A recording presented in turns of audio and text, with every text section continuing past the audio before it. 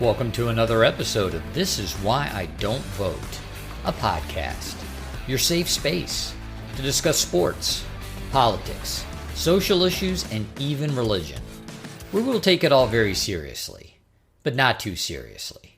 Season 4, Episode 4, going to focus on one segment this week, and it's going to be hashtag vote against the incumbent, and I'm going to ask for your help, dear listener, in crafting the message. Purpose-driven politics. It came through me strongly this week that the self-help community, the self-improvement community, self-exploration, being focused completely on the individual self, is missing a primary element, particularly in the West, where we are generally governed in democratic nations, that we have so much emphasis on the self, on the individual, on the me, and yet none of that is being translated to how discipline over the self can be discipline over the collective.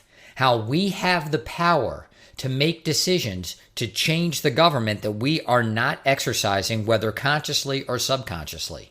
Thank you all for listening. If you're new to the show, please like, subscribe, thumbs up, 5 stars, write a review, send to friends far and wide.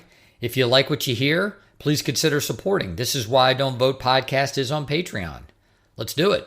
Act 1, Purpose-Driven Politics. I've been reading, I've been engaging in a lot of content recently that is discussing the self and how self-improvement is actually articulated, is actually manifested in an individual. There are concepts involving the ego, there are concepts involving responsibility, and there are a lot of concepts involving purpose, that you have to have a purpose. You can start with a mission statement or you can start with goals, and then you work down from there into the process. How am I going to live out this mission statement? How am I going to achieve these goals? Self-help, self-improvement, this is a billion-dollar industry.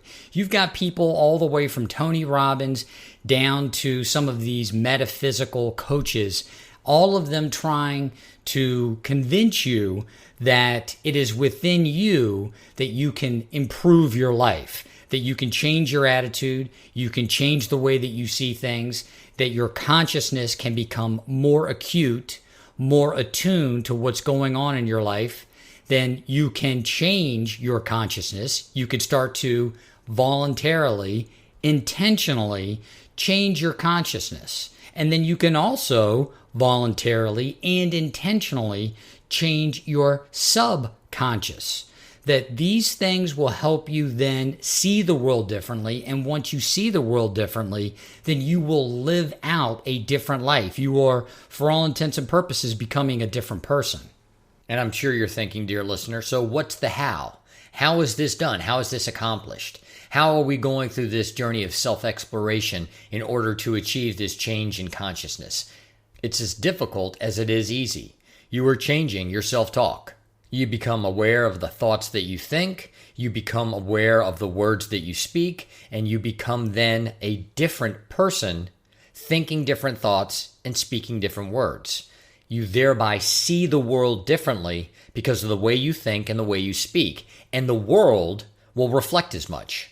Going through a lot of this content, whether it be online, through social media, going through a lot of this content, whether it be something that is written, a book, a pamphlet, a leaflet, whether or not it's something that you can buy in a series. These are lectures. These are courses in the new reality of what training is in the 21st century. It's no longer really personal mentorship. It's virtual training.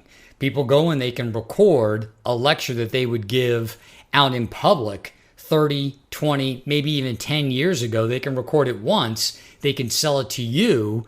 And that way it's repeatable. It's a repeatable revenue stream for the producer, for the content creator, and it is allegedly supposed to be able to provide you value as the consumer, even though you're not having that interpersonal contact.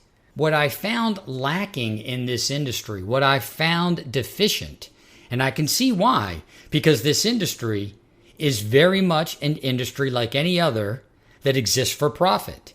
What I found lacking was how translating personal responsibility, personal self-help, self-improvement, and translating that into the political realm. I am now looking at how self-help and self-improvement translate into self-governance in a country where we are self-governed. And although I know a lot of the content, the material that you can consume online, that you can consume on the 24-hour news networks, it makes it feel as if this nation is not self-governed, that there is a shadow or secret government. And to the extent that we the people have enabled that, yes, that may exist. It is not the state of affairs. That's not how our government operates. And that's the point that I want to make in this segment of the podcast, is that we are not translating the information that we've been given, all of the different material that we use to work on ourselves, to improve ourselves, whether that be in our professional lives, whether that be in our careers, in business, at a job, whether it be in our interpersonal relationships with family members, with friends, particularly with a significant other. We don't use any of that information to then translate how we self-govern. When you look at a lot of the content, one of the things that's uniform or similar or a through line in all of it is self-accountability. How do you see the world? What are the things that you say about the world, about your job, about your friends, about your family, about your significant other? Does that language, does your mindset, does it impact the way that you see these things? And are you shrugging or shirking your own responsibility in how you create your own life? Well, if that's true, if we do create our own lives, if much of what we do in the way of thinking and speaking creates the environment that we live in, that exists, that's our reality, how is it not then applicable to how we govern ourselves, not as individuals, but as part of a collective? Are we not doing the same thing as individuals if we're sabotaging ourselves with negative or defeating self-talk?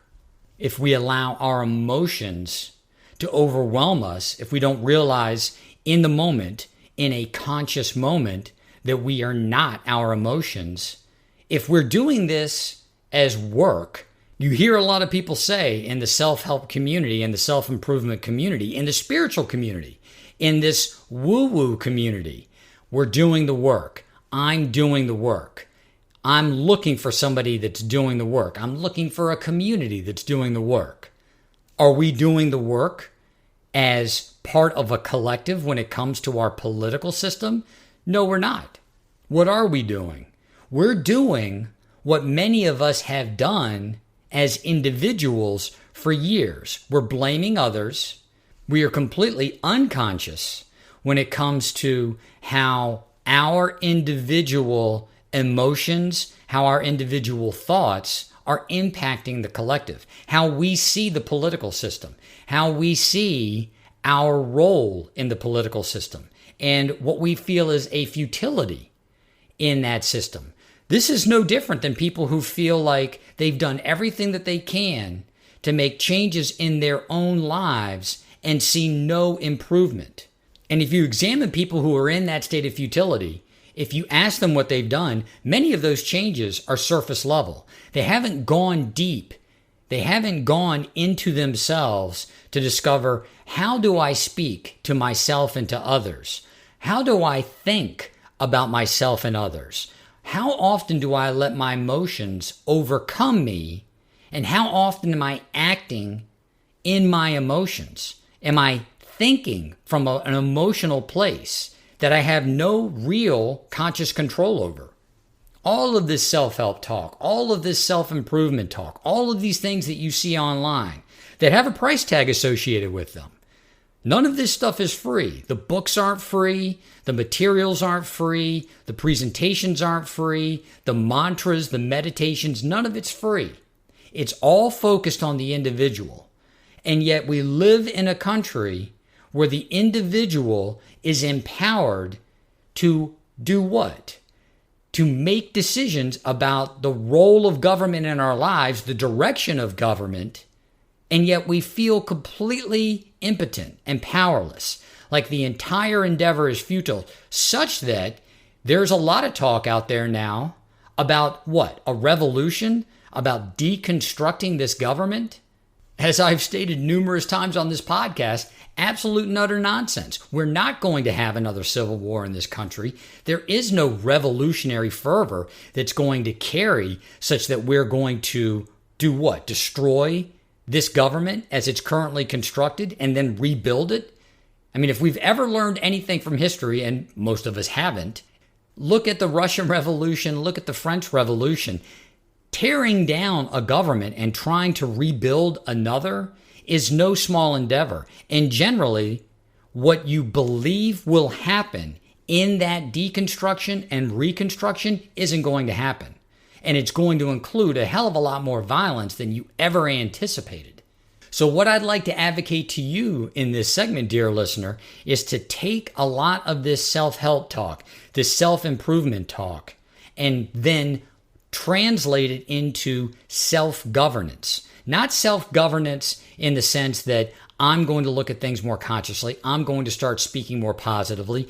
I'm going to start taking constructive action to improve my life. That we have the same type of attitude that has permeated the consciousness, the lexicon of how we talk. We take this Tony Robbins style self-help, self-improvement, Joe Dispenza, Jay Shetty, Deepak Chopra. We look at what they're saying and see if it has any translatable, any valuable strategy in how we look at self-governance as a collective from the political standpoint. And I believe it does. And that's purpose-driven politics. That's how I'm going to frame this.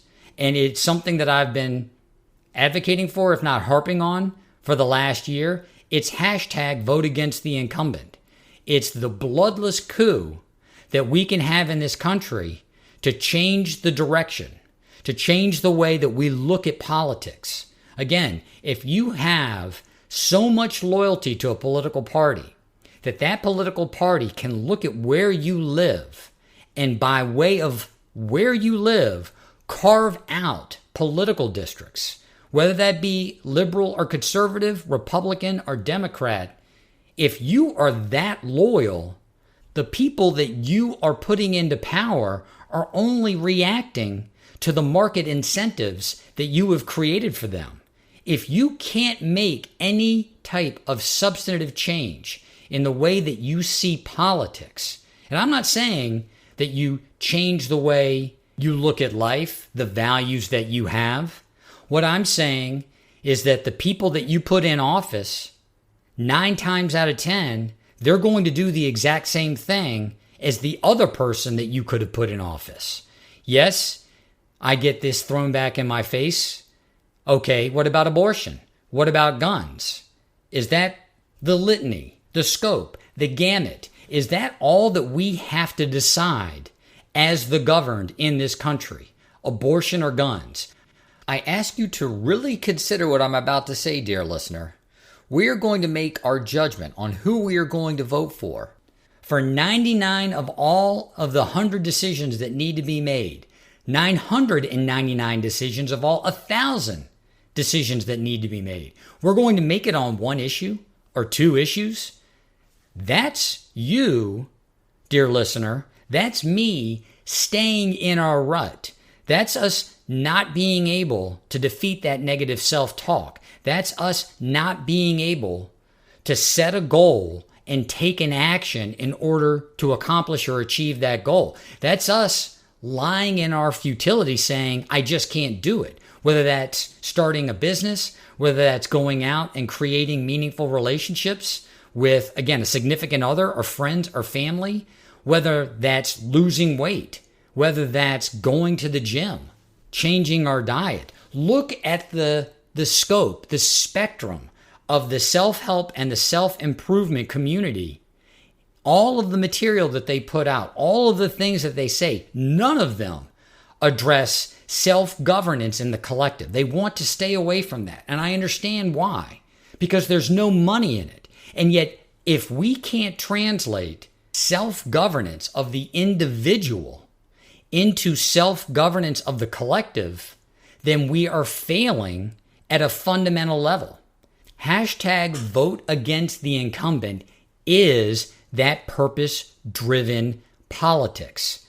Yes, you've got purpose-driven career, and you've got purpose-driven family, purpose-driven relationships, purpose-driven this, purpose-driven that. What about purpose-driven politics?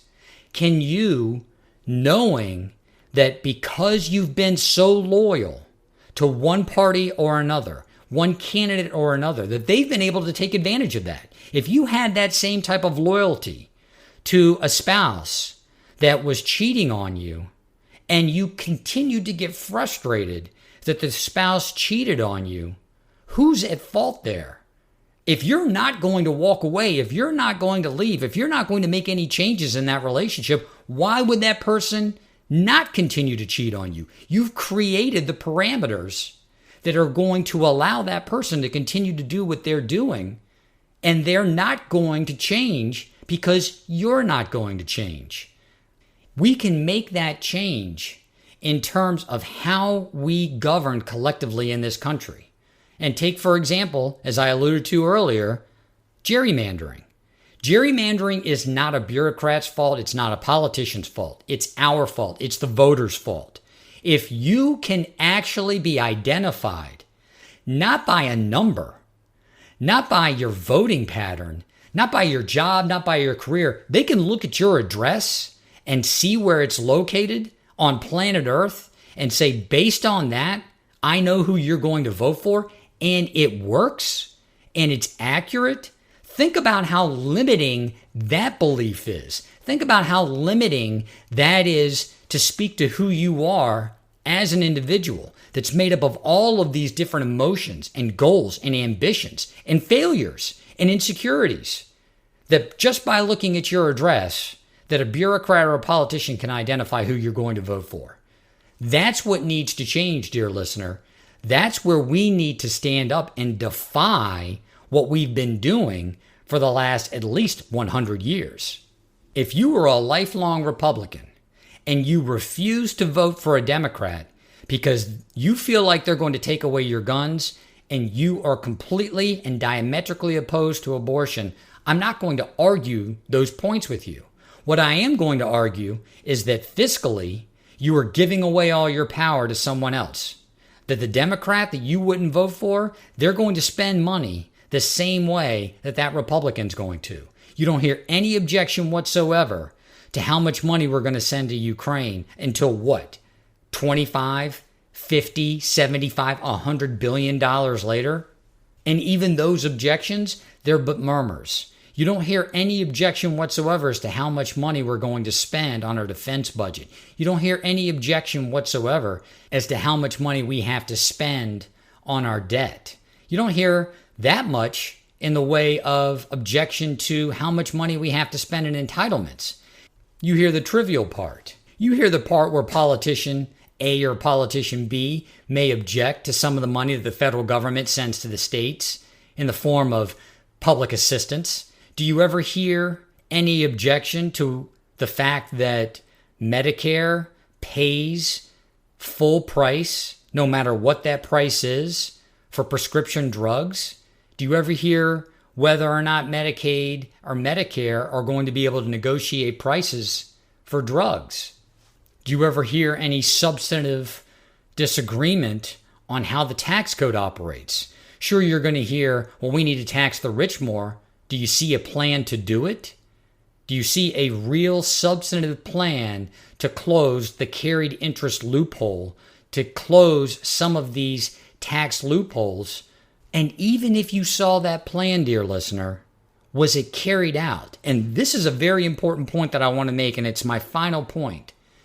We can all have goals. We can have a mission statement. We can have aspirations. We can even have a plan.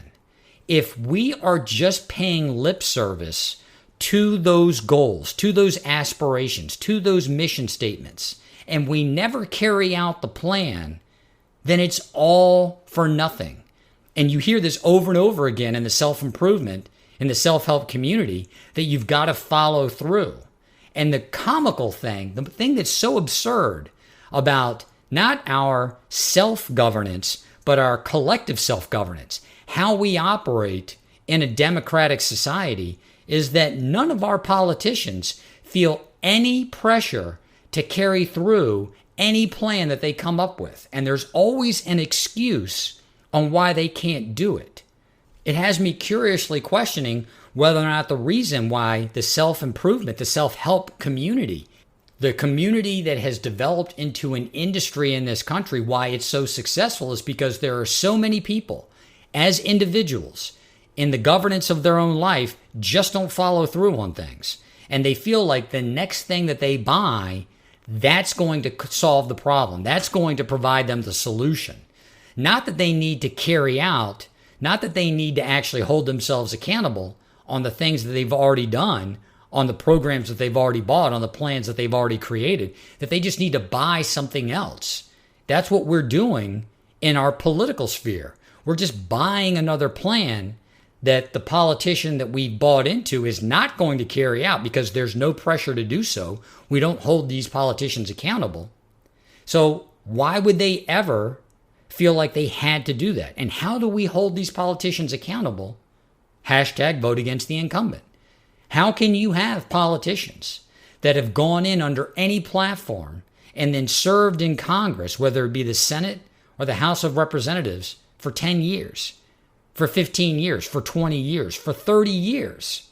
How could that have happened unless they had carried out effectively every one of the plans, of the promises that they made their constituents, that they made the American people? How many of those can you name, dear listener? How many elected officials, how many politicians, how many representatives can you name who have done that, who have followed through on all of their promises? Some of you may argue, well, it's a collective. And if I can control anything, it's my own mind. It's my own conscious mind. It's my own subconscious mind. And here's how I can do that. I can't control the conscious mind of an entire body, of a body of 300 people, of a body of 500 people.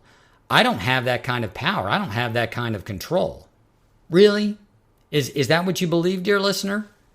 If there needs to be a vote on the floor of the Senate to approve a defense budget of close to $800 billion or in excess of $800 billion, how is it that that body can have that vote in less than a week?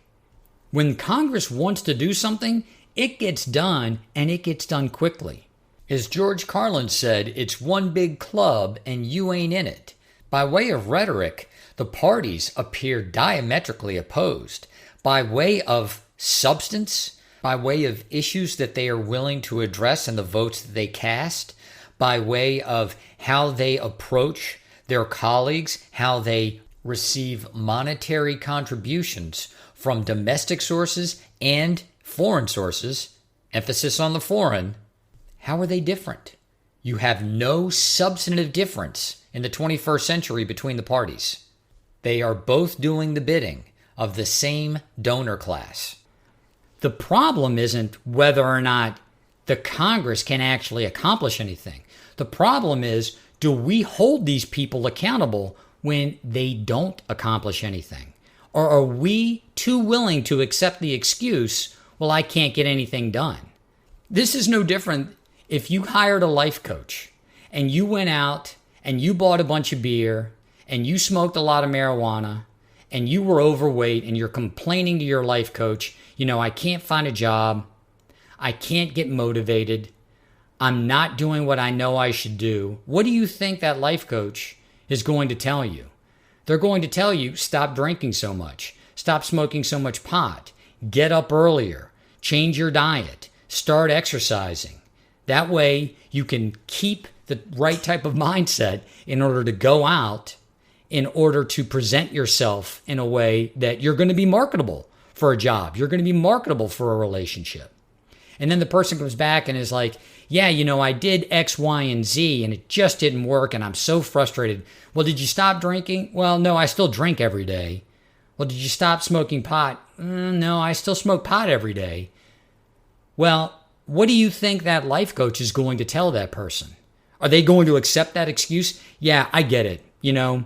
It's tough. You should continue to drink every day and you should continue to smoke pot. Let's see if we can't develop a new plan that incorporates the fact that you're not going to stop doing those things. You're going to continue to do those things.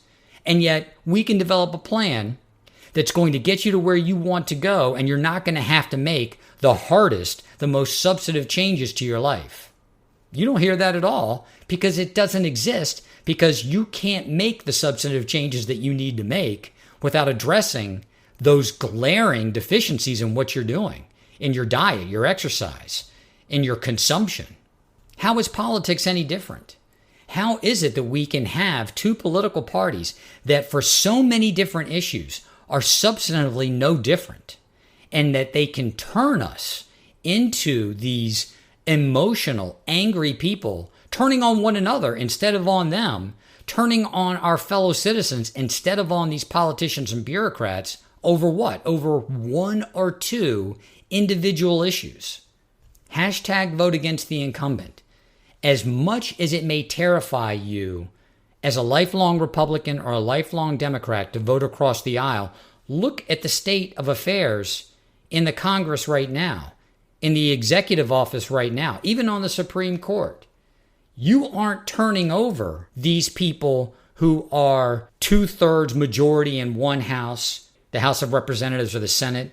Right now is the perfect time to embrace this type of purpose-driven politics because of how closely divided we are as a nation. It's 50-50 on anything. You look at any of the polls between Donald Trump and Joe Biden, who are going to be the nominees, by the way, who are going to be our candidates for president of the United States again. And it's practically a coin flip, no matter what you say about one candidate or the other. And that's not the point of the segment. I'm not going to sit here and denigrate one or the other. I can denigrate them both. The fact of the matter is, it's 50-50. It's 50-50 in the House of Representatives. The margins are so thin that the Republicans need to have everybody on board in order to pass anything. And it's pretty much the same way in the Senate. We are in a perfect position that if we embraced such an aggressive and purposeful, mindful outlook on how we can address what we believe to be the political problems in this country. Again, this is all mindset. If we believe there to be a problem, why do we continue to do the same thing over and over again and expect any different kind of result? Hashtag vote against the incumbent. Vote out every incumbent. It is a bloodless coup that would occur in less than 6 years. And I say less than 6 years because, of course, Senate terms are for 6 years. But if we had purpose-driven politics where the reason why people were voting out an incumbent was because of a movement, and it was well understood, it was public, it was part of the social media lexicon, the landscape of politics in this country, it wouldn't take long for the politicians who were in office, who were incumbents, to realize I've got to respond more to my political constituency, the voters versus the donors, versus any special interest. Yes, are they going to go back and address special interests once the political movement subsides? Probably. But the political movement itself will make such a substantial change that any backsliding can be quickly addressed. Vote against the incumbent, dear listener. That is your best chance in purpose-driven politics to recapture what is the promise of the type of government that we have here in the United States, a government of and for and by the people. I have not done this in the past frequently enough. I invite your input. I'd love to have a conversation around this type of movement. What am I missing? Help me refine the message. This is Why Don't Vote, a podcast.